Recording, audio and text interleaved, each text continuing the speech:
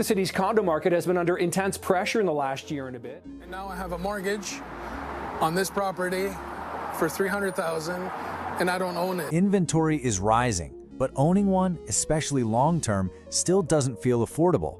If you've ever felt confused or misled by how housing actually works in Canada, this channel is for you. Today we'll explore why Toronto's investor-centric condo market is creating structural risks for regular buyers, and I'll walk you through real examples of cost shocks, special assessments, and market breakdowns that show this problem is not hypothetical. Let's get into it.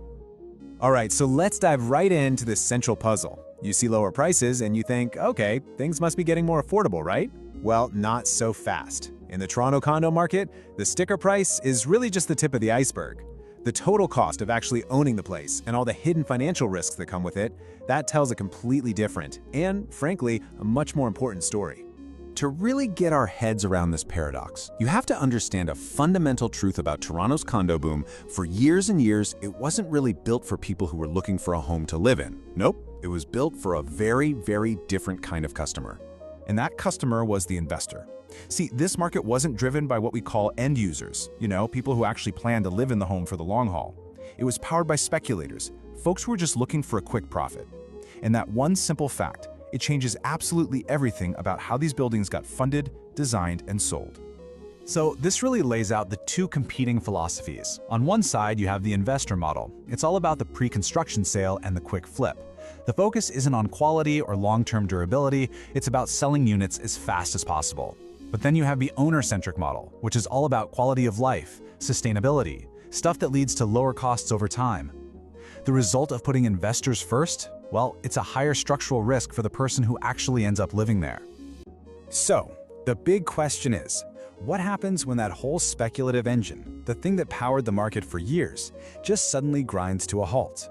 Well, you get a domino effect, and believe me, we've been watching it all play out in real time. First things first, the cost of borrowing money just shot through the roof. Higher interest rates made it way more expensive for speculators to keep buying up properties, and that pretty much cooled off that red-hot demand almost overnight. And as a direct result of that, the main buyers, those very investors we've been talking about, they just started pulling back. That whole dream of easy, fast profits kind of evaporated, and they stopped snapping up all those pre-construction units. This building was supposed to be this man's retirement plan. Instead, it could force him into bankruptcy. It's causing stress and distress and misery. In 2020, this couple put down a deposit for a medium-sized condo in Toronto, valued at short of $900,000. But as interest rates bumped up and condo market fell, keeping this property was unsustainable. So this couple had to sell this condo on assignment, and now suffering the loss of $300,000, and they will have to cover the difference. And now I have a mortgage on this property for $300,000 and I don't own it. And here it is, the final domino. This is the consequence.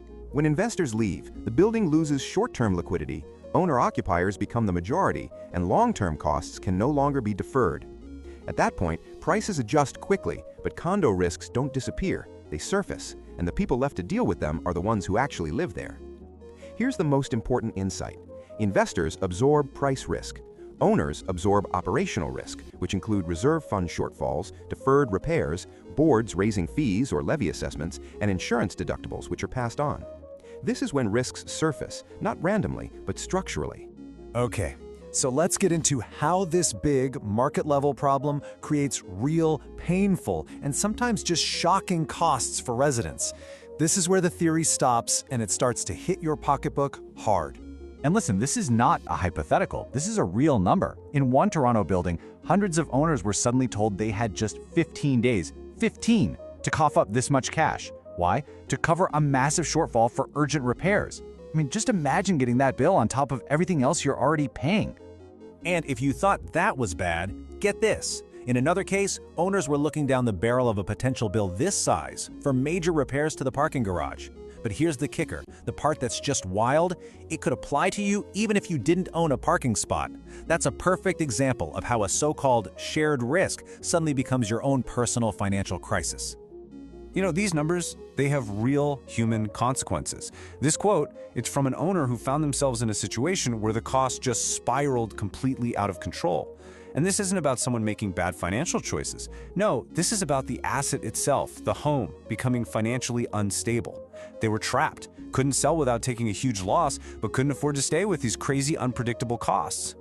And the wider market data, it backs this all up. You see prices are down quite a bit from the peak, which should be good news, right? You'd think buyers would be jumping in. But then you look at the other numbers. Unsold inventory is at a 10-year high, and sales are super weak. What that tells us is that regular people, end users, haven't rushed in to fill the gap investors left. Buyers are nervous, and they should be.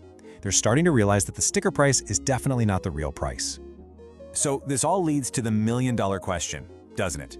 How can you, as a potential buyer, actually spot these hidden risks before you're the one getting hit with a $40,000 bill out of nowhere?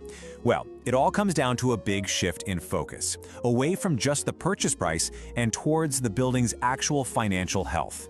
Look, when a market is built for quick flips, long-term planning like, building up a healthy rainy day fund for the building, the reserve fund, that can take a back seat. So when those investors cash out and disappear, it's the end users, the people who actually live there, who are left holding the bag. They're the ones who have to deal with the underfunding, the faster than expected problems, and all the rising costs. This means that true affordability isn't about whether you can get a mortgage. It's about doing your homework on the building itself. You have to investigate. You've got to get the status certificate and have a lawyer, a good one, look it over. Scrutinize that reserve fund study. Is it healthy? Or is it running on fumes? And read the board meeting minutes. Seriously, they're often a goldmine for finding out about ongoing problems. Understanding the building's financial reality is every bit as important as whether you like the kitchen countertops. In future videos, we'll look at other Canadian cities where condos fail or succeed for very different reasons. On this channel, I break down the parts of Canadian housing that aren't explained clearly, so people can see the risk before they own it. If this helped you see Toronto differently, the next city will challenge a completely different assumption.